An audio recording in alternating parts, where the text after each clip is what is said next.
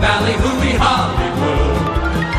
Welcome in, everybody, to another episode of That Movie Show. Mike Wendt and Eddie McCabe taking you through another week of movie talk. You can follow us on social media at Mike Wendt, at the Eddie McCabe, hashtag That Movie Show. If you want us to review anything, by all means, send the recommendations that away. Eddie, how you doing? Oh, I'm doing great. It's a great day for movies. Isn't it, though? It's still a great day for movies at the very It is. Yeah. You know, it is we're doing the best we can with what we're given. Just living, man. Livin. All right.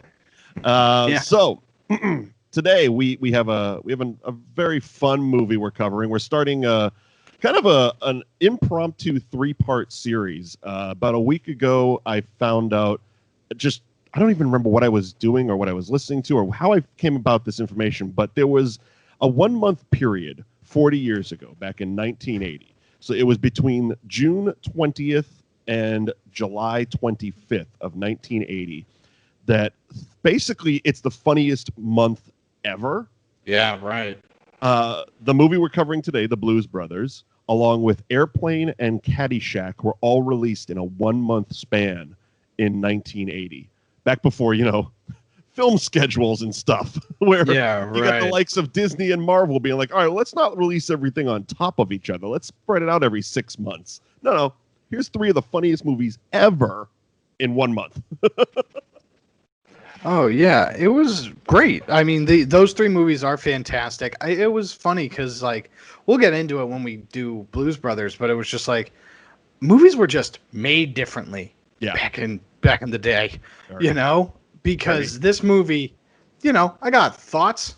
They're good, but I got thoughts. We all know how I feel about John Candy. Oh, and he is in this. Yeah, I forgot he was in this. Canadian-American sweetheart, John Candy. Yeah, and apparently my nemesis. Apparently. Wow, hot takes from Eddie right out the gate. Yeah. I do not like John Candy, okay? Yeah. Well, we found that out with Planes, Trains, and Automobiles. I was just going to say, go back and check out our Planes, Trains, and Automobiles podcast, and you'll hear Eddie really just lay into everyone's favorite Uncle John Candy. Yeah. Yeah, we just found out, sometimes we find out good things about ourselves, and sometimes we find out bad things about ourselves. This was a bad thing, There was that Disney trip that I took that I found out that I love Jimmy Buffett. That's an odd one. That was an odd one. I didn't know that about myself. But is that a story for today, or is that a story for another day? So it was WrestleMania 32, okay. I think. 32 or 33, whichever one was in Orlando. Sure. We did Disney Mania. So we had spent a week in Disney World prior to that WrestleMania because it was in Orlando. And I want to say for a day and a half, I just kept making Jimmy Buffett references. And then finally we ended up at Universal and I was like, oh, we got to go to Margaritaville. And I knew all the songs. And Bill just looks at me and he goes, dude, I think you like Jimmy Buffett a lot. I'm like, yeah. Okay, so for example, how are you making Jimmy Buffett references through Disney World? I have no recollection of the references, but they just kept coming. You're at one of the quick service stops and you're sitting there ordering your lunch and you're like, I think I'll have a cheeseburger. I like mine with lettuce and tomato. Yeah, a cheeseburger French fried and potatoes. Heinz 57 and French fried potatoes, but that's me, man. Yeah. I don't know where I'm gonna go. If somebody just goes, I don't know where I'm gonna go. Oh, when the volcano blows? I don't know. What? What? Oh shit. What are you talking about, you crazy bastard?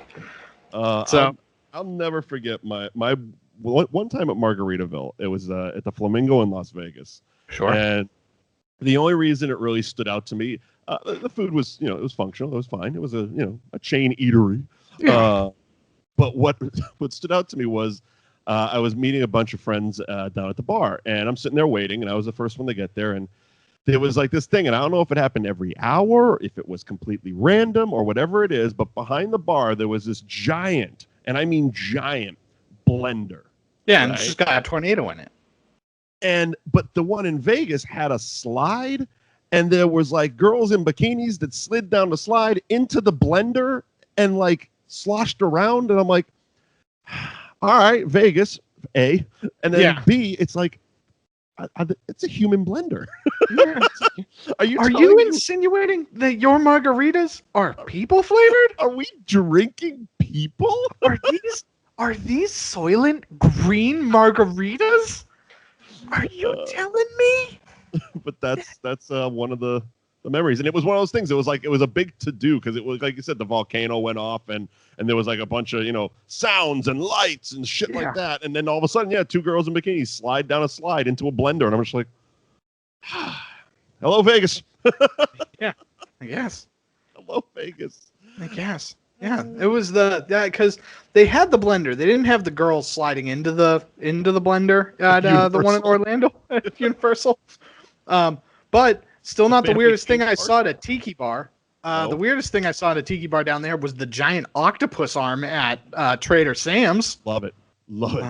That is like the greatest bar ever. It is definitely not what I thought it was. It is a hole in the wall at the Polynesian. Yep. It's but it's also like the most popular spot there. Like you have to show up an hour just to wait in line till it opens. Yeah. So we went in. It was towards the end of the night, and we got in, and we went in, put our name in, then went to the outside bar, Trader Sam's, to then drink first, and then got to go in and drink. And there was all sorts of tiki nonsense happening. Yep. The animatronic octopus arm that basically like clotheslines the entire bar. Yeah. Just so weird. It's amazing. It's just a magical place, and COVID took that from me because I wanted to go to the Boo to You Not So Scary Halloween party. I mean, that's just one of many things. Food and wine is another one that's like my favorite thing to do. That's happening. I believe it's happening right now. It's part 2 of Food and Wine. Yeah, they're just like, yeah, cool. We got like 20% of our normal, gatherings here, so just keep going. Yeah, right. The ball rolling here. We got plenty of food and drinks. We bought all this wine, damn it. Too much wine. I want some wine. We gotta have the food. We gotta have the Food and Wine Festival until the Food and Wine Festival starts up again. We didn't spend any of it. We've been closed for 3 months. It's not a festival. It's now a thing. Yeah, it's just Epcot Food and Wine. Period. That's the full name of the park now. Epcot Food and Wine Frozen Ever After, soaring through the universe. That's it. That's what we're called now. Guardians of the Epcot. You don't want to go wine. to Test Track. You don't. Test Track is cool until you got a license and you went bombing down the highway at $180 in a Corvette. Ooh, you go 60? Really? Really? Ooh, wow. It was really the first time I ever went on that ride. It was awesome. But again, I was 12. Next time I went on it, I'm 22 years old, and I'm like, yeah, we're getting ready, and it bombs down the track and it goes through, and then it picks up to 65 miles an hour, and I was like, I was doing like $120 in my car on the highway last weekend. What are you talking about? It's all fun. It's cool until you're late for work. Yeah, right. This is nothing. This is like a casual Sunday going to the liquor store. Right. I've been driving up to New Hampshire, wasn't looking at the speedometer. The next thing I know, the person in the car next to me is just looking at me being like, hey, you know that you're doing like 130 miles an hour, right? And I go, oh, shit. All the trees make it not seem like I'm going fast at all. So, yeah. So I don't care how many cool Tron lights you put on the goddamn semi-truck that's about to hit you. Yeah, it's not cool anymore. And you know what? While we're at it, Mission Space, get the fuck out of here. God, what are we doing this vomit simulator over here? You got 2 different versions. You got a green version and a red version. The green version is the mild experience. And really, it's just a simulator that moves a little bit and you press the buttons. And it's just like, okay, cool. If I wanted to ride a coffin, I'd go to that fictional spooky amusement park from the Goosebumps book where you get murdered at the end. And then there's the actual murder version, and that's the red team. And it's just like, oh, yeah, what if we just spun this bitch real fast? I was in that ride. The first time I ever went on that ride, I was excited, and I was like, ooh, there's an intense version, and this is going to be spooky. And I was like getting a little nervous because it's like, oh, this is like an intense ride. And I was like, okay, cool. And then the kid and the dad bag out right before we're about to get on there. And so it's me and the person I'm with, and it's just the two of us, and we still got to press all the buttons. So that was the most interesting part is I'm sitting there strapped to my seat, and it's like, Commander, you need to push the jet release fuel button. And it's like, oh, fuck, it's over there. And I'm like, and then it stopped, and I'm like, oh, I can feel my blood vibrating. My blood is just vibrating. It's God. Blood vibrating. Oh God, I don't know that you're actually supposed to be able to feel the back of your eyeballs, but I could feel the back of my eyeballs. And so, you know what? Both of those rides. Get the fuck out of here. Also, living with the land. If I wanted to watch plants grow, I'd go to a fucking Home Depot. God. You know? Thank God you have Soarin', because, you know, that pavilion is absolutely useless. Thank God Epcot has food and Soarin'. Food and Soarin'. It's going to get the Guardians of the Galaxy at some point to keep... They were building that bastard, and it's just like, oh, this is going to be awesome. The whole roller coaster is going to spin. Like, I mean, it's literally the size of like the park, isn't it? It is. It absolutely is. Like it's the largest indoor roller coaster, and I'm just like, I'm looking at like, you know, one of those Google Maps, you know, overhead view things. I'm like, it's a park. Yes. Yeah. You're just building an indoor Star Wars land here. It's something like it can fit like 4 Spaceship Earths in there. You know what I mean? And God bless Spaceship Earth. I don't know why Seaman is involved, but like, they're doing a great job, you know, with the Spaceship Earth. It's such... Dame Judi Dench, she's a treasure. She's an international treasure. That woman telling me about what the world could be, and I really need it right now because the world's on fire, you know? The world's on fire, and I need Dame Judi Dench to just be like, look, this is your face on an animatronic that could tell you how wonderful it would be if you lived underwater. And it's just like, yeah, that's exactly what I need right now, Dame Judi Dench. Or I need to go to Norway. A very lovely country with very lovely people. And they're so nice over there. If you're trying to get a Bavarian pretzel or something, you probably get those from Germany too, but I don't know, whatever. And then it's just like, oh, let's just experience Frozen, which is just a delight of a movie. Just a delight of a movie. Look, do I want to hear Elsa belt out Into the Unknown? Yeah, I do. Because that song is better than Let It Go. Oh, God. I love it so much. And then over in China, right? The next pavilion over, they got the Chinese acrobats, and they're jumping through hoops 15 feet in the air. And it's the type of international wonderment that I absolutely love. But at Mission Space and fucking Test Track, they can get the fuck out of here. So you're not fast passing those, huh? No. You're not reserving your 3 fast passes for the day on those. No, I'm not. No. And like a unicorn, like an absolute unicorn. Pretty much the only thing I've never done in Disney World is inside the American Pavilion. I've never seen the American experience. I've never gone inside either. Yeah, I've never seen the American experience with Mark Twain and Charles Dickens or whatever. Is it because we're Americans? Yeah. I think that's what it is, because the most I think I've done there is I've gotten a Sam Adams and moved on to Italy. Yeah, they got a good barbecue joint. It's named after Sam the Eagle, and I fucking love Muppets. You know?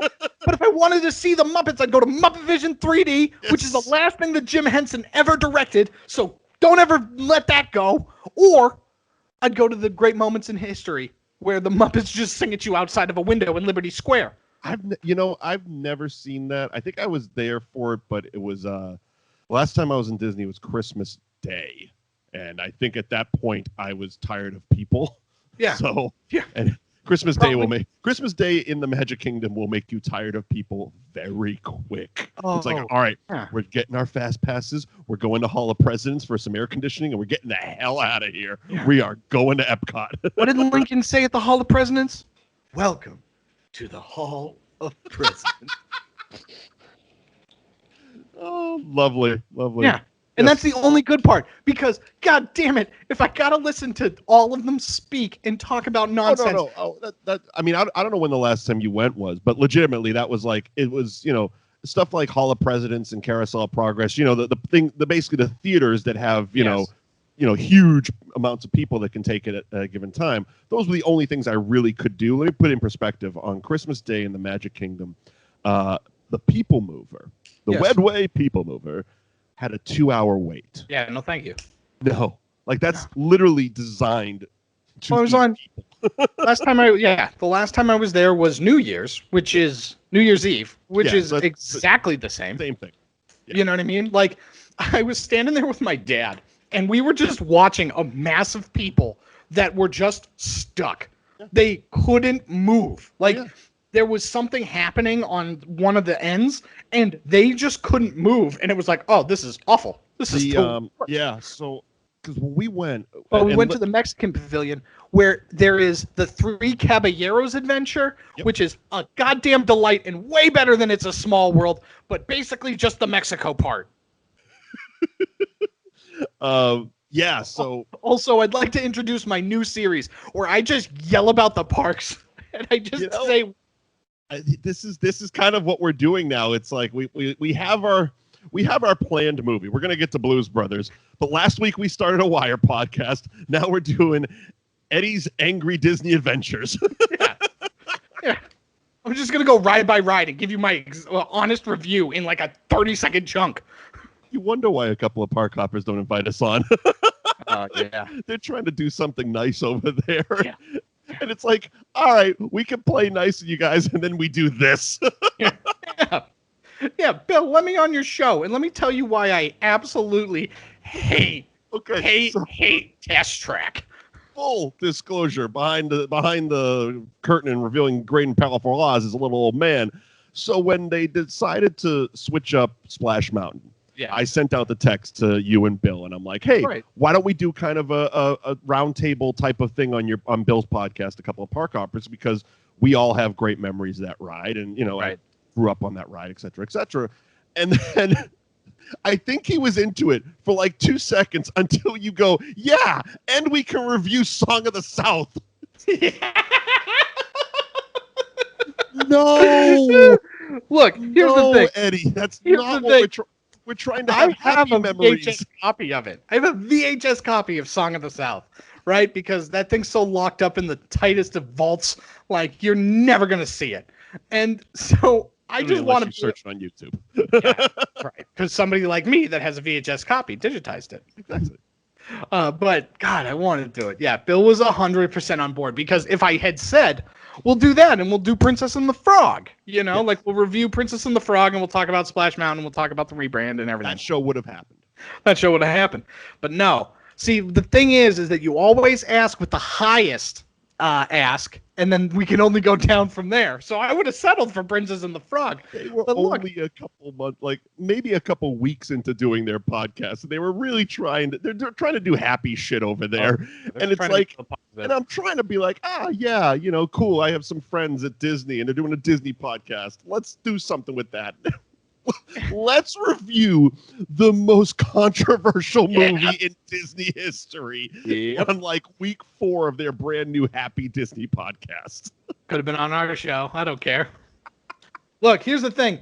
You can hate me all you want for suggesting it, but people would have watched. Oh, sure. People would have listened. Oh, sure. People would have listened, And then we would have got all the angry people that were just upset it's not a bootleg version of the movie that we're doing. Yeah. Love that one. Oh, yeah.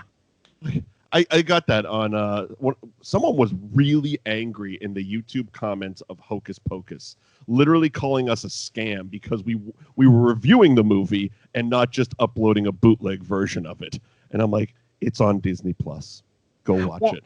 1, it's on Disney Plus. 2, it's almost October, which means it'll be on every day on Freeform. So you'll have your chance to watch it. All right. So now that we've started that Disney podcast, you want to jump into the real one? Yeah, let's do that. All right. So our 30-day film challenge, we are on day 10. It is your favorite superhero film. Eddie, what do you got? Yeah, I did Avengers Infinity War. There's a lot of Marvel that kind of just pops up on this 30-day list. And so I tried to spread it out because because there's just like there's movies that could have done multiple, right? This could have been Captain America and the Winter Soldier. Spoiler, it either already did or it will appear on this list. Yeah. I don't think I've gotten to it yet, but it will be on my list at some point. You know what I mean? I think Endgame will as well. So, there's even The Incredibles. We already did that one, so there's a bunch of superhero movies that I just love, and they appeared, and Infinity War might be the best one, just because it just might be the best one. It had the punch of the ending, the super emotional weight. It's extremely well done, well acted. There's a ton of payoff, great characters, great character development, and it is Infinity War. Infinity War. I would. It's one of those ones that like I go back and I watch it, but I've gotten to the point now where every time I rewatch it, I love 100% of it, and I skip the WandaVision parts. Yeah. Okay. Like that's like. I'm so, like, I need to get to the Guardians of the Galaxy at this point. Yeah. You know what I mean? It's like I don't need to see you guys in love in Germany. I want to go on my space adventure with Tree and Rabbit. Yeah. Although WandaVision, that trailer dropped in between, and that show looks fantastic. I can't. Insane. Yeah, it's gonna be great. I can't wait. I don't know what to make of it, but I'm all in for it. So my guess is that's how we get the X-Men into the Marvel Cinematic Universe. Okay. That's my guess, is that so in the storyline, the comic book storyline, House of M, it ends with Wanda basically making an entire world full of mutants. So everybody's a mutant, and then making no more mutants, right? And so those are the two like things that come out of that storyline. And so that's what I'm thinking is going to happen, is that she's going to go crazy because of this, and it's going to result in the X-Men, like all the mutants coming to the world. That'd be pretty cool. And that's why people don't like them and they're ostracized and stuff, because they're just this like new race that just kind of like popped up. Now, because Scarlet Witch and Quicksilver, I know, is in the X-Men. Was Scarlet Witch in the X-Men as well? Yes. So Scarlet Witch and Quicksilver, they're twins. Yeah. But they're also Magneto's children. Right. So but what I mean, and I know like in the comics they do, but I'm talking like more the movies. Oh, the I know Fox movie? I know Quicksilver was in the Fox movies. Yeah, she was not in the Fox movies. Okay. So they wanted to get her into the MCU, but they basically had to like have him in for like half a movie. Yeah, so both of them were members of the Avengers, and that's why they were able to use them, because they are technically Avengers characters too. But there was like the caveat they couldn't call them mutants in these movies. Yeah, so they couldn't call them mutants, and they couldn't refer to their dad being Magneto. Those were the two things that they couldn't do. Looking forward to it. It looks weird as shit. Yeah. I'm all in for it. Mine, while it would have been very easy for me to go down the MCU route, and I probably would have picked the same movie. I went with Orgasmo. Oh, that's a great one too. Which, of course, is in our archives. We covered Orgasmo earlier this year. Did you see what the Denver Broncos did? It was glorious. Yeah, so this past week, the Denver Broncos at their home game, because they have limited capacity at their stadium, they just put like 1,800 cardboard cutouts of South Park characters. Yep, and the South Park pandemic special is this Wednesday. Correct. The hour-long special on Comedy Central. So that's I'm so looking forward to that. Yeah, because every day need a good laugh, and goddamn, these guys provide great laughs. I actually just yesterday randomly just went and rewatched 6 Days to Air because it's on HBO Max. Right. And I went down a South Park rabbit hole because HBO Max has that as well. And I'm like, I got around that point of that season that they covered in the documentary. So I'm like, all right, screw it, I'll go back. I love that. Like the way they work is amazing. Well, it's also so like maybe this will be this week's NAI episode because we haven't actually talked about it. But so I'm doing my show prep for that show live on the air in this conversation. I can help. Basically, everybody kind of compares The Simpsons and South Park at this point in time, right? Because they have so much, like they both are so long.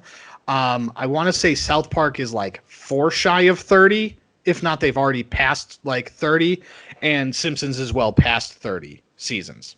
So they've both been on the air for a very long time. But South Park has evolved so much over its time frame that I don't feel the Simpsons have caught up in their evolution, and they're just on because they're an institution at this point, right. As opposed to like the introduction of PC Principal was so goddamn funny, and basically shifting it around from like the 4 boys being the main character to now it's like basically Randy Marsh the show. And you know what I mean? And it's just like, God, the show keeps evolving. It's incredibly topical. Everything about it is so fun, and the way that they work is just so inspiring because 6 days to air where they're able to just make this show that consistently funny from concept. Not even like oh, we animate it in 6 days. No, they literally were sitting in the writer's room with no idea. Right. And it's crazy because there was that dip, and it was the Keen and Friends like seasons, and there was a little bit of a dip in quality then. But the reason it was because they were making Book of Mormon. Yep. And it's just like, so all of our creative endeavors went over to Book of Mormon, which is an all-time hilarious musical. Yep. And then you look at the movies, right? Like, look at Basketball. Basketball is so goddamn funny. Orgasmo, so funny. Yep. South Park the movie, extremely funny. Team America, World Police, like they are extremely talented comedy geniuses. Yeah. And I think granted, you hit on it. The dip you saw was because they were putting all their efforts into Book of Mormon, and it shows because they changed. It was one of the few times in this show's run that they changed how they approached the show creatively, where they were making basically it was a serial, right? Where they had a full story, a season long arc basically, as opposed to, all right, what's in the news today? Who are we going to satirize today? Right. So when they're allowed to, just pick topics off the top of their head and go with it because they're not focused on making this unbelievable musical, they can do the show that we really know and love. And I think it shows because they did it kind of with I don't think it was last season. No, it was the season before last when Garrison was doing the Trump stuff. Right. And it's like they even like they followed up the following season by saying, okay, we're done with these, season long serial things. It's like we don't need that anymore. Yeah, we don't need them. We don't like them. Get back to what we do well. Yeah. Right. Integrity. Yeah. We do TV with Tig. Oh my God. Randy and his Tegrity Farms is one of my favorite things ever. Oh, well, Randy is just the best. I thought this was America. Randy Marsh, easily top 5 TV character of all time for me. It absolutely, and it's insane because you look at how iconic Cartman and Kenny and Stan and Kyle are, that for them somewhere around like season 12 to just be like, oh no, we're just going to focus on Randy because... Well, if you think about it, it's also the growth of the creators. It's like Matt and Trey started out as guys out of college, so of course they would focus on the kids and the juvenile humor, and then all of a sudden they became grown men and adults with families and stuff. It's like, oh, we have our own like other problems now, and that we can focus on Randy because he's actually more our voice now than the kids. Right. Which makes complete sense, and also it's given it the ability to flesh out the town because they even hit on it in the 6 Days to Air documentary where I think it was Matt was talking about like season 2 or something. He's basically like, yeah, don't go back and watch those. Like they, don't go back and watch them. They weren't great. We don't really like them anymore. We wish we could erase them, but they're part of our history. It is what it is. Because the show has gotten so much better and we've been able to flesh out. It used to just be 4 kids, right? And their teachers. Right, and their teachers, and then whatever ancillary characters would kind of like pop in and out. But yeah, it's crazy. The evolution of that show has just been so funny, and it wasn't until it was either Stick of Truth or Fractured But Whole. It was one of those 2 video games where they actually had to map out the town they had never actually sat down and mapped out South Park, Colorado. They just had the storefronts and the different things, and the kids would just come in and people would just go to those things. And it was like Stick of Truth or one of them where the kid, you had to like map out how to get to play from place to place. Huh. I mean, the funny thing is, I have a friend that used to live in Colorado, and it's literally like the earlier seasons really did South Park, Colorado justice, because it really is just the one road in, convenience store, one road out. Yeah, right. I think they've done. I think they've expanded it a bit much. Yeah, now. a little bit. Well, they have a Whole Foods now. They have a Whole Foods now in a shitty pot town. Shitty pot town. That's we used to call that in the town next to the town I grew up in. It was it was not like, it was like kind of run down, a little like, lower blue collar, like that sort of thing.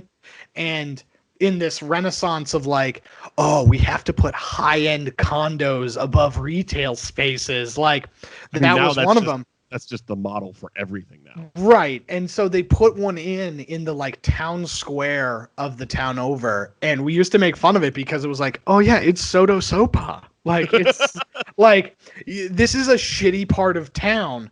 And like the park across the street, like you don't go there after sundown because people are just in the park doing heroin. Like, you know what I mean? Like that's the type of stuff. But it's just like, oh yeah, no, but we're going to sell these high-end luxury condos across the street. It's like, you're going to have to spend high six figures to live across from Heroin Park. Yeah, you know what I mean? It's just like, that's absurd. But it's Soto Sopa.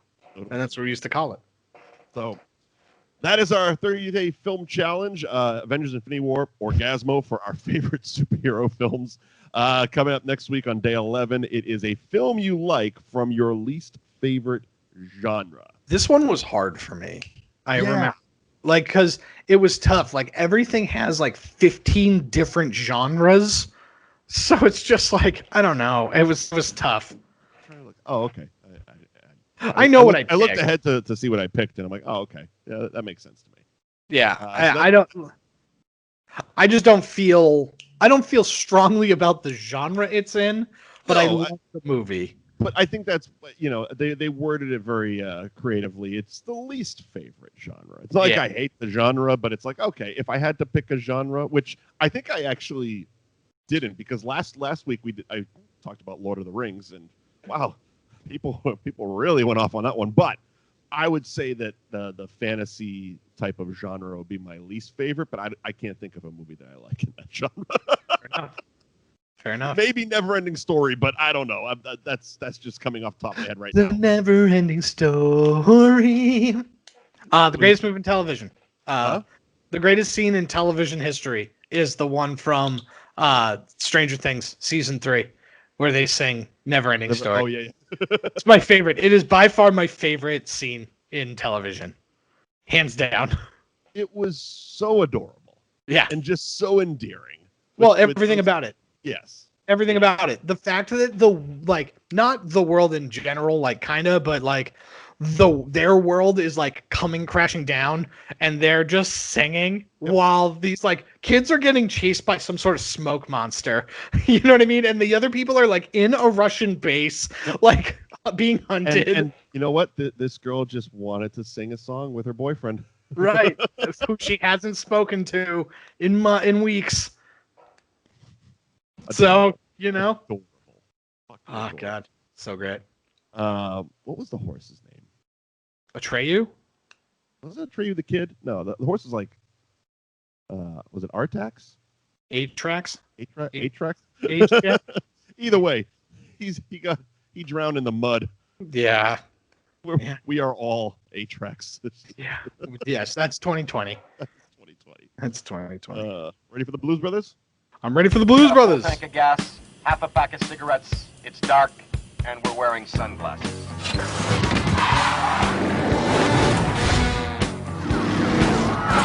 They want $5,000. Guess you're really up shit creek.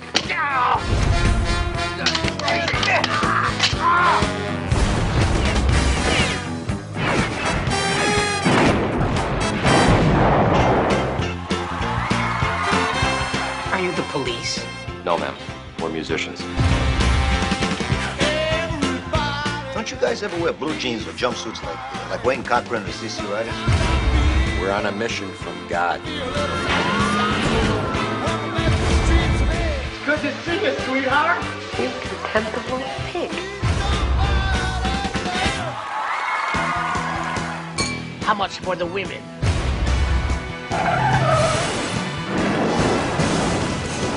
I'm gonna catch that sucker.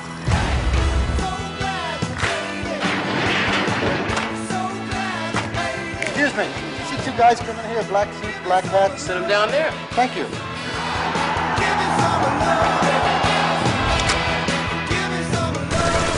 Oh, please don't kill us. You know I love you, baby. Let's go.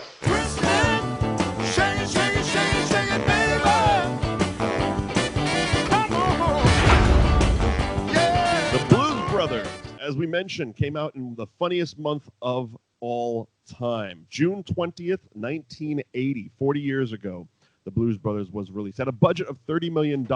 Most of that went to cars. Box office of $115.2 million. It was written by Dan Aykroyd and John Landis. It was directed by John Landis, and it starred John Belushi, Dan Aykroyd, Carrie Fisher, Cab Calloway, James Brown, Ray Charles, Aretha Franklin, Henry Gibson, and a slew of musical cameos. It's such a classic movie. But you said you had thoughts, Eddie. So let's start off on the right foot. What is some of your hot takes on this iconic comedy film? So I left it very ambiguous, thinking that I was going to trash this, and I'm not going to. I actually really like this movie. I actually like this movie a whole hell of a lot. It was just surprising to me how slow this movie was, like slow paced. Like coming into it, I was like, oh, this is going to be a whiz bang bang adventure. And I remember them getting chased all the time, you know, so it's basically just going to be kind of like a musical chase movie, you know what I mean? And no, this movie is slow and methodical. It's very fun, but it was just very different than what I remembered. And it just kind of shows you how, like, you know, the counterpart to this, Blues Brothers 2000, which is awful. But it's like the fifth Die Hard. It doesn't really exist. Right. So, you know, but you get Blues Brothers 2000, and then like movies that would kind of like be, I can't think of any off the top of my head, but be similar, where it's like a band doing a road trip basically because we got to get the band back together, like that whole trope. And those movies just don't let anything marinate or breathe, and you don't get to like experience the world of these characters. And so it was so refreshing to just like live in this movie. And it's probably, even though it's not technically, it's probably the best SNL movie. Yeah. I mean, I guess defining an SNL movie, you're talking about a character that was created on SNL. Yeah, character that originated on there. So you have this, you have Wayne's World, you have It's Pat. You know, like the Coneheads, you know, those type of things. And I would have to say, I mean, look, it's not the Ladies Man, you know, like, I'm not saying that it's a long, very like endearing list, but it's not like it's in big contention with a bunch of heavy hitters. It's basically this in Wayne's World. It's this in Wayne's World, followed closely by Wayne's World 2. Sure. Yeah, because I mean, people would make the argument that, you know, a lot of the SNL guys were involved with Caddyshack, which we're going to cover in a couple weeks. But even that was more from the writing side of things, National Lampoon's. Yeah, that's a National Lampoon's movie. It just so happens that by the time they got to make Caddyshack, a lot of the people had been hired by SNL. You know, the Chevy Chases, Bill Murrays, and shit like that. Yeah, this is like, you can point to the Blues Brothers being on SNL. You know, it was really funny because I was actually talking about this we were talking about it on the show that I'm now doing with Improv Asylum. I'm directing Anything for Money on their YouTube channel. So go and like and subscribe and all that fun stuff. Yeah, but we were talking about how the Blues Brothers were originally the Killer Bees, and they were dressed in bee costumes, you know? So it was like, there was a whole lore and stuff before they got to this. They sang King Bee live on the show. Right. And that was one of the cooler things, too, about, like, even going back to that. It wasn't like these guys, the Blues Brothers or the Bees at the time, were created for sketches. They were legitimately the musical act of the show. Right. Like, now you have, Kanye or whoever coming on and doing the musical act. No, it was John Belushi and Dan Aykroyd, cast members, creating these characters, the Blues Brothers, for the musical act, not for a comedy. Right. Yeah, because back then they didn't have the clout to be able to pull in an actual, band. They weren't getting the Rolling Stones to come in. Yeah, right. It wasn't that, the musical guest was the headliner of the evening. It was just like, look, it was kind of like Mad TV. Mad TV, they never evolved past, never got the clout. They never got the clout, but that was the thing is you watched Mad TV for the people, where now you watch Mad TV, you watch SNL, and it's like, yeah, I'm going to see who the guest host is, and the musical act. I want to see that Miley Cyrus is going to debut a new song, so I want to watch that. It's a sad but true fact. It is. Quite honestly, 9 out of 10, I fast forward the musical acts. Yeah. I generally have no interest. I will say though, you brought up Miley Cyrus. The one that she did at her fire pit during one of the quarantine shows was really fucking cool.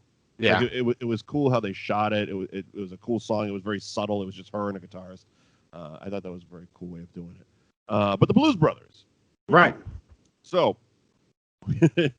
we start out, Jake and Elwood. Elwood's picking up Jake from Joliet Prison. Yep. And the funny thing was, so there's a longer, you mentioned how long it felt. There's a longer version of this movie. So I watched the unrated version.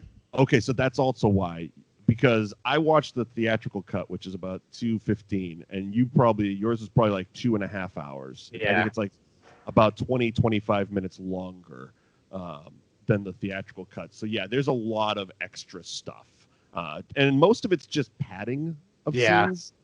There's a couple of extra scenes in there, but most of it's just Jake walked in an extra hallway in the prison, in the opening prison scene. Yes. Frank Oz had 3 extra items he gave him, shit like that. Yes, that was exactly it. So we start out and picks up Jake from prison. Immediately, he's upset because he traded in his Cadillac. Yes, for a microphone. Yes, I understand that.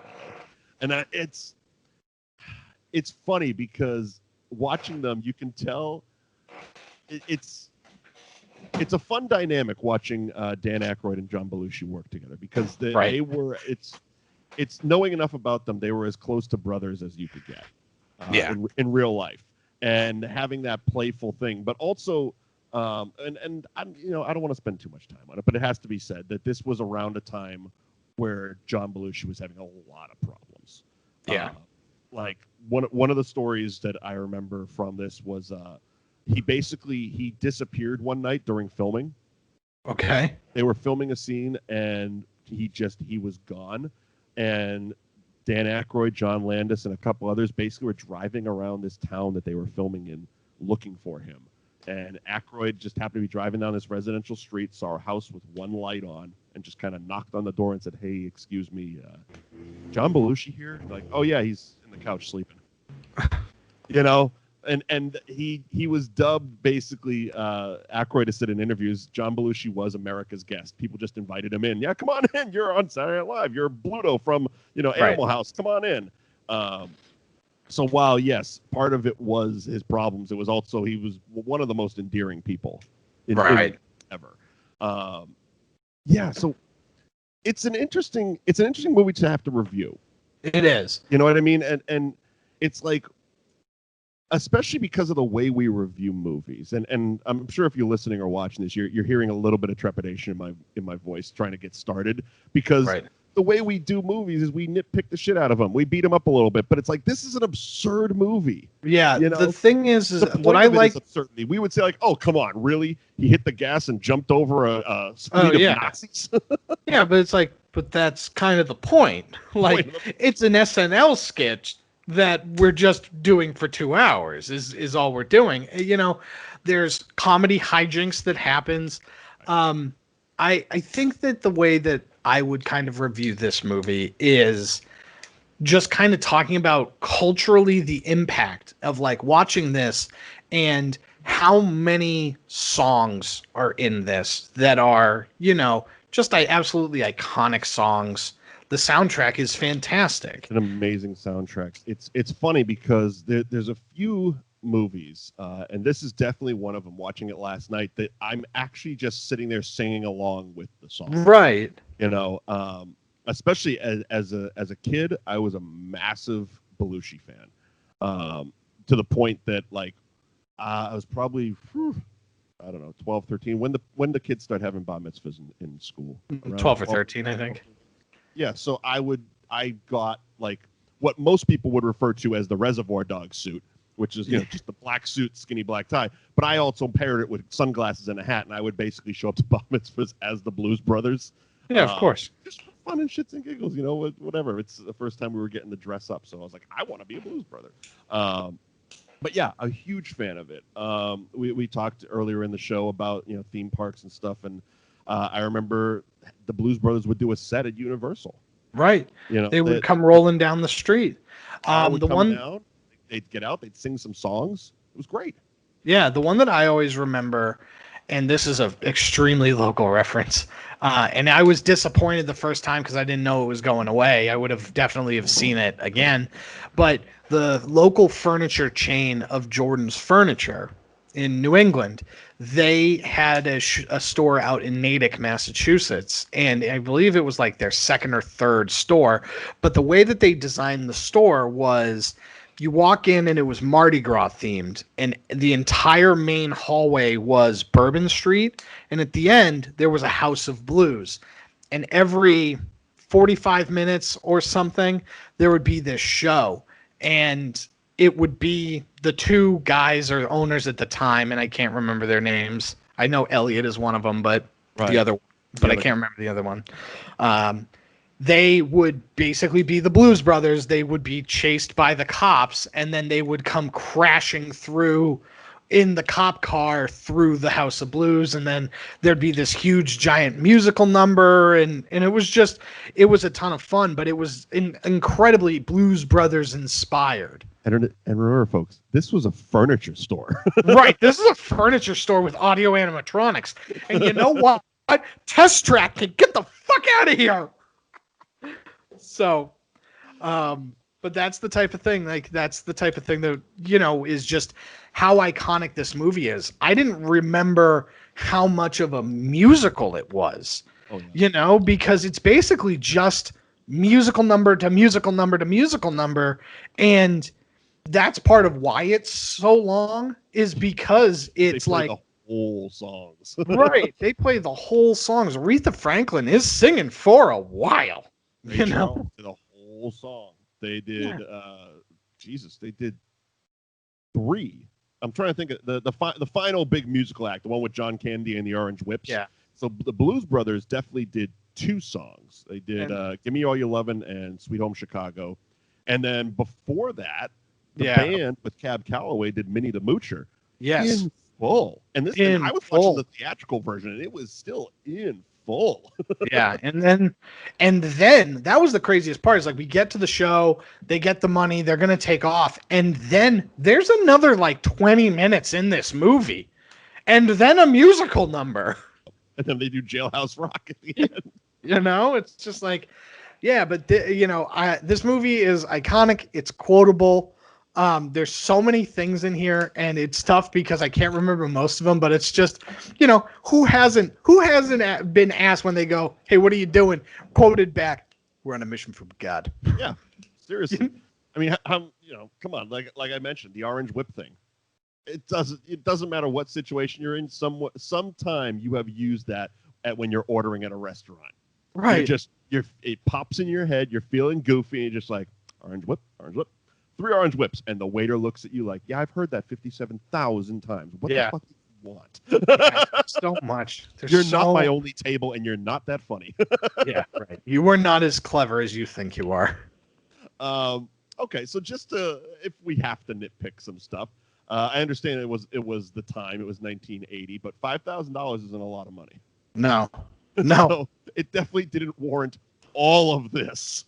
No. They did about $2 million in damage to pay a $5,000 tax bill. Yes. About right. I mean, if we're breaking it down, people probably died. Yeah, probably. You know what I mean? You don't throw that much twisted metal around without killing somebody. Yeah. You know, the good old boys should have been dead. Yeah, probably. Oh, God, the good old boys. Also, what a shitty concert. Yeah. Like they did, like I said, 3 iconic songs, and then they left. Yeah, and then they got out. Like they did the equivalent of, we're going to skip the concert, give you the encore, and fuck off. Yeah. Like, what did the band do afterwards? Like, they're going through that trap door behind the drummer, and they're like, "Oh, keep playing. We're gonna split and make a break for it." And the drummer is just like, "Yeah, cool. We're gonna keep on playing." Did they play that song for the next 2 fucking hours? Yeah, I guess. Yeah, it's funny because that concert at the end was just like, it was so much overkill. It's like, how did you get that many people to actually show up? You know, the thing that they never really explain in this is that the Blues Brothers simultaneously are nobodies and at one point a huge deal. Yeah. You know what I mean? Because it's like at the one point they go to Bob's place, you know, the country bar or whatever. Bob's Country Bunker. Yep. Yeah, Bob's Country Bunker, and they don't know who they are, and they can easily come in and pass as like, you know, the good old boys. Yep. But then at the other time, it's just like they can drive around being like, the Blues Brothers are going to be at this hotel. And like, they're talking to the, like, you know, that mafia guy in the sauna. And, you know, yeah. And they're talking to him and they're like, you know, we used to kill at that room. And it's just like, so you've played that room before. Yeah, I would take it that before Jake went to prison, and I'm not 100%. I'm guessing at some point they said how long, but I don't know how long Jake was in prison for. My guess is they were a theater or a lounge act in the 70s, kind of like what Elvis became. Yeah, you know, when Vegas Elvis, where he's basically playing showrooms. Yeah, you know, it's, you know, dinner theaters and stuff with a musical accompaniment. That's what I gathered. And then, so they were definitely playing to what used to be their audience, but I also take it was their audience maybe within 5 years. Right. You know, I'm saying Jake probably was in prison for 5 years, maybe. Yeah, probably. You know, so they were probably like a big thing in the early to mid 70s. Yeah, that sounds about right. Back when that type of, you know, lounge or theater acts, especially in the Vegas type of places, were a real big hit. Yeah, you'd go to a hotel to see an act like that. But you know, as the Maurice Line character alluded to, times have changed. Why don't you guys don't wear blue jeans or anything? But again, that brings me back to the $5,000. They couldn't have just asked him for a loan. Yeah, right. It's a man in a sauna with 15 gold chains. Why can't he loan you $5,000? And he, you know, here's the thing: he can write it off as a tax thing because he's donating it to an orphanage. Yes. You know, he's only going to pay $750 in taxes anyway, so who cares? And Test Track can get the fuck out of here. But yeah, like, I don't know. I don't know enough about taxes to think if that's a lot, but it doesn't seem like that would just, even in 1980. Oh yeah, probably. You know what I mean? Like they ran into enough people, and I understand that they burned a lot of people because every time they ran into somebody, it's like the Blues Brothers, they owe you money. Yeah, right. So clearly this isn't the first time they've made the rounds with their hat in hand type of deal. Yeah. Know? Well, I mean, even the Penguin, she says it where she's like, I don't want you to just go steal me $5,000. Because that's what they were going to do. And it's always weird. Like, so here it's weird because like they come from SNL.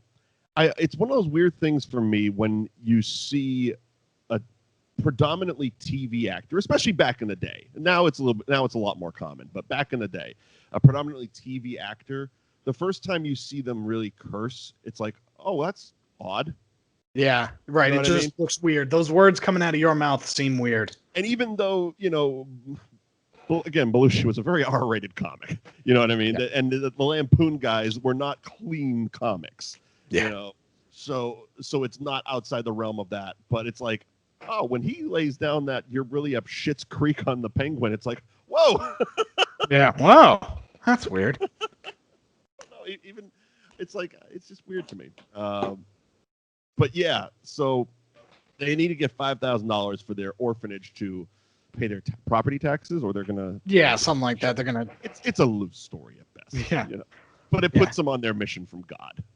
Right. Which they need to go, I don't know, halfway across the country and back. They kind of take the Smokey and the Bandit route. It's like, we're going to go halfway, and then we have to come back, and we got to pick up a bunch of people along the way. Yeah, we got to find a bunch of people, and then we got to just... we got to kill a lot of people. Yeah, right. We got to cause a lot of property damage and kill a lot of people, but we're going to play a ballroom at the end. For $5,000. Yeah, we're going to destroy a mall, you know, just to make sure that the kids have a place. That's another one, and it's probably lost on also current generations and on. But like, anytime you were in a mall, Pier 1 Imports. Yeah, right. I'll say that, and it's like maybe 3 of my friends understand what the hell I'm talking about. The rest are just like, "Are you all right? You having a stroke, Mike? You okay? You doing okay, Mike? You all right?" Just point out up here. Oldsmobiles are in early this year. Did you need do you need something from Pier 1 Imports? Are you tasting almonds right now, or what is it? Pennies, dimes? What's happening? What's happening over there? But yeah, stroking. So I'm stroking out. So John Candy. Let's do your John Candy bit. I think he's fine. Again, we're all over the place on this movie, but it's one of those movies that the movie itself is all over the place. Yeah. So you mentioned before we hit the trailer your John Candy rivalry. Oh, see, you're the only one in the world that's ever wanted to pick a fight with John Candy. Yeah, again, that's what we call a big market tease. I was again going to have people come in here and say, oh, John Candy's in here, and then I was going to make it seem like I was going to rip him apart, but. He's fun. He's fun in this. I liked him. He was good. What was he? Was he FBI? Was he I have no idea. Because he was more important than the cops, but he was also with the cops. Yeah. I think it was just, like halfway through filming, they got John Candy for a day. It's like, all right, give him a badge. He's going to sit with the cops. We're going to throw him. He's going to say orange whip. Orange whip. That's all. That's all he's going to do. They launch him into a truck. Yeah. Comes out of the back seat. Hey, give me the radio here. This is car. What car are we? 42. Okay. This is car 2. We're in a truck. We're in a truck. And then that was the end of John Candy. That's the end of John Candy. We presume that they died. He was in the truck. Well, they made it to Seattle or whatever. Or the next way. They went to the next way station. Or they put neon lights on it, thought that they were in Tron, almost hit another car, and then Test Track can get the fuck out of here. I cannot wait for the world to open up so we can go to Disney, and I'm going to force you onto Test Track. Oh, God. That won't be as fun, I promise you, as the time that I listened to Chris tell me how much he hates It's a Small World, and then forced him onto It's a Small World. That's a special kind of torture right there. Yeah. At least Test Track is quick and fast. Yeah, at least I get to go 65 miles an hour in a Corvette, I guess, or some kind of Chevy car. Who's ever sponsoring this month? Yeah, whoever's Ford, I don't know. Yeah, we need pavilions here for some reason. Everything needs a sponsor. Otherwise, we're not going to be able to build these attractions. From a business standpoint, makes sense. Other people's money. Yes.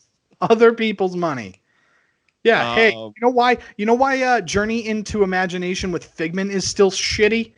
It's because there's no Imagination Corporation. Disney is the Imagination Corporation. It will be a sad day when they get rid of that scary Eric Idle moon. It's terrifying. I just It's so funny because you see on all the like the Disney and like YouTube vlogs and stuff when they talk about like journey into imagination, and then they put it into journey into your imagination, and then they were like, oh, journey into imagination with Figment because everybody rioted, and it's just like, look, I'm not old enough to like go into the original version. Like I didn't ride it, right. And so I only have the journey into imagination with Figment, and it's just like, this ride is garbage. I would have rather have just not had anything at all than like, yeah, I get it, we like the puppet, but you know what, the puppet can be a meet and greet at this point. Put him in the Honey I Blew Up the Audience or whatever theater, because it's either that or Captain EO. So make a Figment short, appease those people, and then make friggin' Inside Out the ride. Sorry, I was trying to not sneeze too loud. Did you just go on a I hate Figment rant? Because we might be fighting again. No, I didn't go on an I hate Figment rant. I went on a journey into your imagination with Figment is a terrible ride. And everybody just likes the purple dinosaur. So move him into a meet and greet so that people can meet him, because that's all you really want to do. And transform the ride into an Inside Out ride, because more people would like that than the stupid Eric Idle movie thing that's happening. I don't want to smell a skunk. I don't want to smell a skunk, Mike. They can't have a meet and greet because that means that they have to get rid of Duffy the Bear. Duffy the Bear? You don't? Oh, no, I have one. But of all the characters in Disney, that's the one I have a problem with. Duffy the Bear? Like really? That's what you came up with. That was your mascot for Epcot Center. Was a generic stuffed bear. Oh, well, he's Mickey's bear. See, I didn't know his story. Okay. Yeah, he's got a backstory. He's got a whole backstory. All right, so we're going to do a special episode just on Duffy the Bear's backstory, apparently. Yeah. And let's hope that Duffy the Bear show. Song of the South. yeah, leading the Song of the South. I can rail on other things in Epcot. Don't you dare touch Oh Canada. Don't you dare do it. Martin Short, international treasure, just like Dame Judi Dench. You know, again, that was another one. I've only seen it once, I think, and I went on Christmas because it was a very crowded park, and I was like, and that again, it was a giant theater thing. But yeah, wonderful. I love those big theater things, and that was.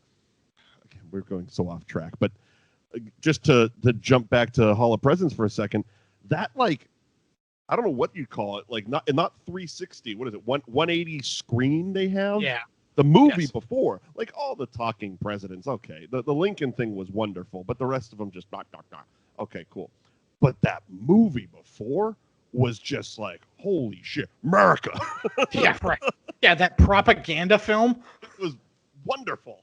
Anywho, let's get back to the Blues Brothers so we can wrap this up. Yeah. We haven't touched on Carrie Fisher yet. Oh, yeah, what a fun character throughout the entire thing, and so jarring because she's Princess Leia. Well, the funny part was Dan Aykroyd and her got engaged while filming. Oh, fun. After he saved her from choking by applying the Heimlich maneuver. Oh, that's even better. It's such a weird story. But yeah, she shows up literally just to cause more havoc. It's like, we have a little extra money in our budget. Give Carrie Fisher a bazooka. Yeah. Have her blow up that phone booth. Just have her blow shit up. They blew up an apartment block. Again, all those old men with the cheese whiz playing cards in the lobby, dead. Yeah. They're dead. She blew up the whole building. Yes. The entire building. Yeah, multiple and they're floors of people crushed under rubble. And they're indestructible because that was a fun bit. Yeah. Yeah. Yeah, she blows them up in the phone booth, and they land, and all they give a shit about is collecting the quarters that fell out. Yeah, right. They get crushed under the building, and then just like dust themselves off. There's at least $4 in quarters here. Yeah, right. Yeah, jeez, what a movie. They had to pay for the beer at the country bunker. Yeah. Oh, we didn't get charged, so we just figured it was complimentary. Speaking of that pay. $200 for your fee, and you drank 300 in beer. So, oh yeah, the lady didn't charge us for the first round. So, no. So funny. And yeah, we get the chase with the good old boys. Yeah. So many chases. Again, I don't know what the jurisdictions are. Oh yeah. But those two cops that were chasing them for the ones that ended up in the truck with John Candy. Chased them over many state lines. Oh, 100%. Again, we took a huge play out of Smokey and the Bandit. I'm pretty sure that, Smokey and the Bandit was like 77. So they were probably like, look, jurisdictions are bullshit. We need just 2 cops. We don't need to hire 47 different cops. Right. Through lines. Let's go. They might be the state troopers, but I don't know. They're the FBI too. I don't care. Yeah, right. You ultimately don't care. Doesn't matter. Yeah. By the end of the movie, they literally have the army after them. Yeah, right. They just shooting up a government building. Random Steven Spielberg cameo as the tax clerk at the end. Yeah. Fun. Yeah. To get his $5,000. Yeah. All that. 2 hours of destruction. And like we said, they're blowing up buildings. $5,000, pal. It's all there. You can count it. It's like, it's not a lot. Oh. Yeah, I guess. Like why did you need the briefcase? Yeah. Right. Why did you? Which, now that I'm saying that out loud, because I recently rewatched Horrible Bosses. Okay. They must have been referencing that. Oh, yeah. With Jamie Foxx, because he asked for $5,000 and he had them put it in a briefcase. And similar to this, Charlie Day is like, what was the point of the briefcase? It's really not that much money. We could have used an envelope. Yeah. How do we have the briefcase for this? Now that I'm saying it out loud, I'm like, oh my God, they were referencing Blues Brothers. I think so. I think you're right, because that's the funniest thing is they're like, it's not very impressive It's in the. literally a stack of money that you could hold in 2 fingers. Yes, it's not a whole lot. Get Even if 100 it was 20s. Right. It would have to be single dollar bills to fill a briefcase. Yeah, maybe. I mean, come on. Well, you think, yeah. Yeah, Yeah. maybe. But yeah. What else can we talk about before we wrap this up? I got nothing. You got nothing. I got nothing. It was a fun movie. I loved the musical numbers. It was also so, like, in a world where we're now so culturally sensitive to, like, diversity and everything, this movie is extremely diverse. Oh, yeah. You know, which, especially from a movie from the 80s, is pretty cool. I mean, and that plays into more, obviously, the musical influences, and I would say more Aykroyd's influence, being a heavy blues fan. Right. I mean, the fact you got James Brown as the preacher. Right. Another fantastic scene. Ray Charles. I want to say that kid he shot at ended up becoming somebody. Oh, probably. The kid who was shoplifting. I'm blanking on it right now. And he's Michael Jackson. Well, it's one of those characters that it's kind of like Cuba Gooding being in the barbershop and coming to America. Right. When he was just a child actor type of thing. And wow, there's just way too many people in the IMDb for me to focus on any of them. Oh, yeah, there's too many people in the movie. Did I actually scroll by? Oh, nice. I don't recognize his name. I definitely recognize him. Okay, you know who he is? Who? He's Argyle in Die Hard. Okay. A limo driver in Die Hard. Okay. Wow. I'm gonna go Devereaux White. Right. His first name is spelled DE''VOREAUX. I'm gonna go Devereaux White. That I'm gonna agree with you. Yeah. But yeah, so that kid who was stealing the guitar that Ray Charles shot at ended up as Argyle, the limo driver in Die Hard. And he was also in Trespass. He's been working for a while. Good for him. But that's him. So that's one of those moments. I mean, he didn't go on to do a cartwheel at the Oscars like Cuba Gooding, but, still became somebody. Yeah, sure. It all started with Ray Charles shooting a gun at you wildly. Yeah, just wildly shooting a gun at you. But that was fun. I absolutely loved that scene. I love this. This movie is so good. I'm really glad we did it. And again, I have both versions. The longer, extended, unrated, whatever the hell you're going to call it. I would suggest watching the theatrical one. Yeah.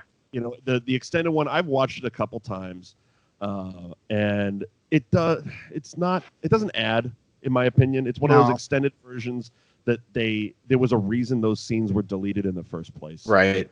That's how I feel about the extended, unrated cut of The Town.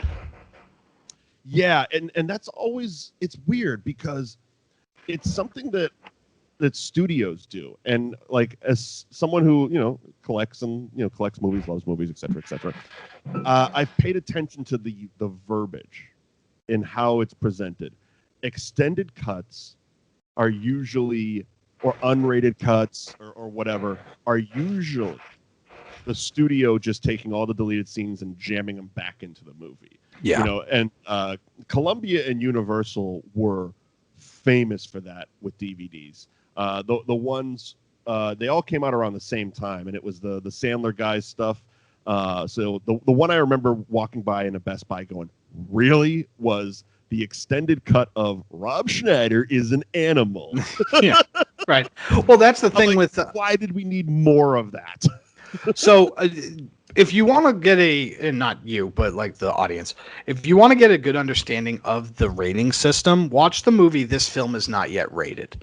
It's a fantastic documentary about the MPAA and how that works. And you can release a movie that doesn't go through the MPAA. The problem is that there's a stigma to it, and it becomes a marketing nightmare. Right, and theaters won't show your movie, right, is basically what ends up happening if it doesn't have a rating system, because the MPAA has like licensing things and all that other nonsense. So you have the theatrical cut, and the theatrical cut is rated by the MPAA, and then you add in those other scenes, and now it's an unrated version of it. There's not like it's exactly like what ended up happening with the porn industry, right? And now it's NC-17, but originally it was X, right? And they didn't trademark any of the ratings. So what movie did we really dive into this on? I don't remember. I remember this exact conversation. Yeah, it was recent too. But go on. But yeah, so they didn't trademark the ratings. So porn took X, and that's how they rated their things, was X, XXX. And that's how, like, so they got so any movie that was rated basically NC-17 got blackballed because it was above R, and it got blackballed for basically being associated with porn. And so that's essentially what ends up happening, is you have these movies that it's associated with like being like uncensored and like dangerous and like, ooh, we don't want you to see it. But it's just like, no, this film was not approved by the MPAA. That's why it's unrated. Okay, so I couldn't figure out which one we had this discussion on, but it doesn't matter. It's definitely in the archives. But a great example of the differences, and more the studio just wanting to release a second cut so they can put on the DVD, includes the theatrical and the unrated cut. Yeah, is Orgasmo. We talked about it earlier today. So on the DVD of Orgasmo, there's two cuts. There's an NC-17 cut and an unrated cut. Now, most people would think, oh, the unrated cut must be the dirtier version. It's actually not. The theatrical version was rated NC-17, and that's the more, I don't know how to describe it. That's the director's desired version. The studio just grabbed a couple extra fucking scenes and was like, let's jam those in, and we're not gonna... Right. The point of unrated, as you said, is they didn't send it to the ratings board. It's not like they sent it to the ratings board and like, oh my god, this is so bad we can't rate it. It's too hot for TV. No such thing. This is Jerry Springer on fire. No, it's just they didn't submit it because why bother? It's more... because it's not better marketing to just slap an unrated on than here's two R-rated films in one thing. Yeah. Right. Here's two different versions of the movie. Oh, well, why do I need two different versions of it? Well, this one's got deleted scenes and stuff. So I guess the main bullet point to that is, if there's a world of difference between unrated or extended cut of a movie and then director's cut of a movie. Yes. You see a lot on like Criterion Collection DVDs and stuff. They'll have the director's cut or the director's approved cut of the movie, and that's more stuff I look for, because it's like you want to see the movie that the director, the artists intended you to see. It's kind of like watching, and this is very inside baseball. This is very geek shit. But it's like it's watching movies in the correct aspect ratio. Yeah. So it's like, which has to do with setting your player and your TV at the right thing, because especially the one that was famous for fucking with aspect ratios was Stanley Kubrick. Yeah. So if you got like the DVD of Shining, it was actually the wrong aspect ratio because he liked his at like I think 133 or 135, which is has black bars on the side of the screen. But one of the DVDs had black bars on the top and the bottom, and they anamorphed it to widescreen and all that stuff.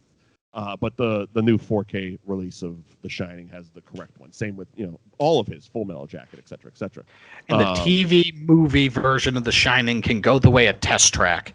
God, you know what? Please go listen or watch that episode because we had to sit through 6+ hours with commercials of that. And man, I don't ever want to do anything like that again. But the funny thing was. And I've thought about this many times in the last hour. We've been talking about the Blues Brothers. With good movies, they're harder for us to review. Yes, 100%. Because it's like we'll sit there and be like, "It's a great movie. Please, you should watch this." Like if you're coming to us for recommendations, the Blues Brothers is a fun 2 hours of entertainment. Like we're gonna have fun watching the next 2 weeks of movies. Yeah. Because Airplane is one of my favorite comedies.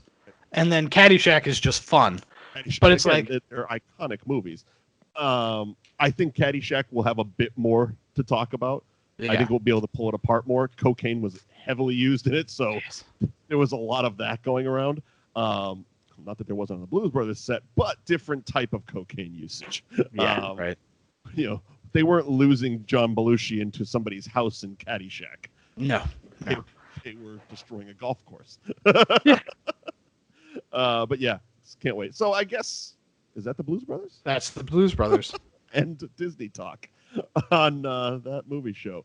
So join us next week as we continue our impromptu 3-part looking back at the most iconic and the funniest month ever from 1980 as we take a look at Airplane. The Zucker brothers join us on that Can't one. wait. They're not joining Can't us. wait. Airplane. And yeah, please rate, review, subscribe on all podcasting apps. I actually have a groovy new link tree thing that has fun. all there. All the ones I could think of anyway. So if you listen to us on a different podcast that I don't have on that, please send us a tweet at Mike Wendt at the Eddie McCabe. We'll have it added on. But if you're looking for like, oh, I listen to podcasts on this, like if you're watching this on Facebook or YouTube or something, you're like, I want to listen in my car when I'm commuting because you guys talk forever and I can't sit here and watch you all day. Yeah, just go to that Linktree thing. It has literally all of them. Google, Apple, all of them. Look, if you want that Disney show. Yeah. If you want to hear more of Angry Eddie at the parks, please let us know. Angry Eddie around the world. We'll figure out a good name for that one. Yeah, right. Or if you want more Wire talk, let us know. I don't mind going back and rewatching that. Or if you want to watch The Shield with us, I'm trying to get that going too. Yeah, right. Look, it's the quarantine. We're still in it, and we're throwing a lot of shit at the wall, seeing if it sticks. So yeah, of course. Let us know what you want us to do by any means necessary. Thatmovieshow.net is the website. Facebook.com/thatmovieshowtv is the Facebook page. We have our archives through YouTube. We have them on all different podcasting apps. You can find Eddie and myself on all forms of social media at Mike Wendt, at the Eddie McCabe, hashtag That Movie Show. New Age Insiders is back on YouTube. Are you doing audio as well, or just YouTube at the moment? Right now, I got to figure out the video first. Okay. But nevertheless, NAI is back. I know a lot of you came over with Eddie through NAI, and we thank you for that. But New Age Insiders is back, so check them out on Wednesday nights. Every weekend, I got two guys watching wrestling on audio podcasting apps. Right now, we're going through the first 6 months of 2006's rebirth of ECW. And it's the shits. Did you get to the part with the zombie? We just started. That's I think that's in 2 weeks. We just did ECW versus WWE head-to-head, the 2-hour special, which started off very strong. Rey Mysterio, Rob Van Dam, opening match, but then it was like it just became Taz and Jerry Lawler yelling at each other. Oh yeah. No, thank you. But next week is One Night Stand 2006, which is still in the fun realm of it. Then we get to the zombie and the TV show, and we're gonna wrap it all up with December to Dismember. Oh no, thank you. That's on an all audio podcasting apps. Two guys watching wrestling. I think that's all. I think that's all. Yeah, that's it. Yeah. Also, go subscribe to Improv Asylum. Yes. Their YouTube channel. I just started a show, Anything for Money. The show is free, but we will do anything for money. That's the tagline. Basically, it's a cool concept. It's a live show every 2 weeks. And so the next one will be 2 weeks from Friday, but we already had the first episode up. And basically, everything on the set you can purchase. It's really kind of cool.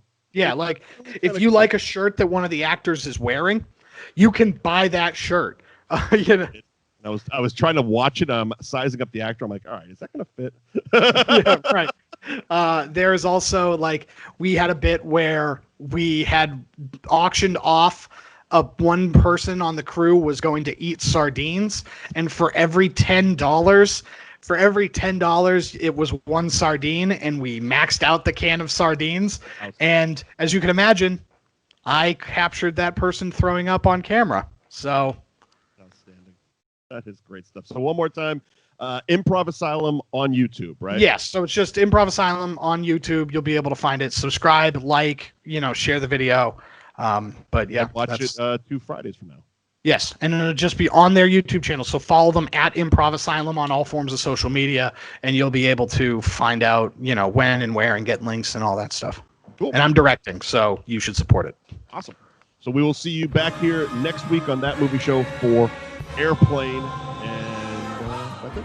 Yeah, bye everybody. That's Hooey Valley, Hooey Hollywood, where any office boy or young McCabe